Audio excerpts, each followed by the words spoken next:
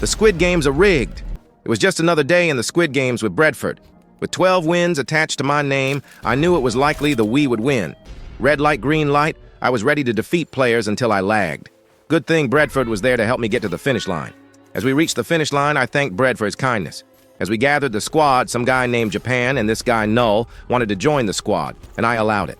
As I took my picture, I hoped not to get the Mona Lisa cookie, and my prayers were answered as I got the easiest shape. As I finished that shape in an instant, I looked to see an old friend, dead on the ground. Me and Brad were in shock. He told us to win for him and that the Lunchley squad would win the game. As I stood on top of the beds, Brad and I looked over to see players getting killed. We weren't terrified, but instead, we allowed it to happen as we viewed it as peaceful.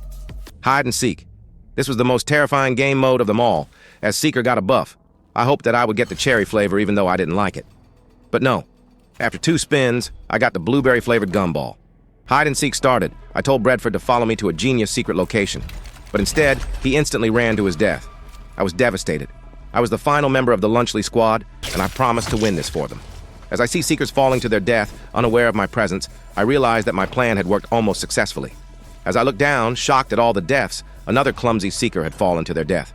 Finally, I had won hide and seek, but at what cost? It was time for Glass Bridge. I let them do all the work. A green hat guy fell to his death, and some cop even tried kicking an innocent player, urging them to go as time was running out. Later, the players looked at me, asking me to go, but I wasn't moving an inch until they went. Later, this egg guy took a gamble and guessed the rest of the tiles without flaws, and almost all of us made it to the end successfully. But then, it was time to vote to continue or end the games. Greed took over. I decided to continue the games.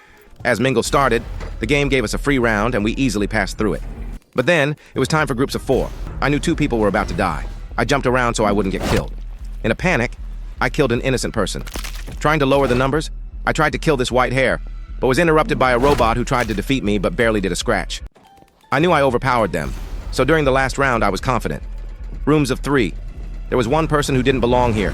We failed to eliminate a player, and even this robot guy tried to eliminate me, but he barely scratched me yet again. And for some reason, the game decided to eliminate 2 random players instead of killing us all, me and some white hair. That's when I realized that it had finally ended.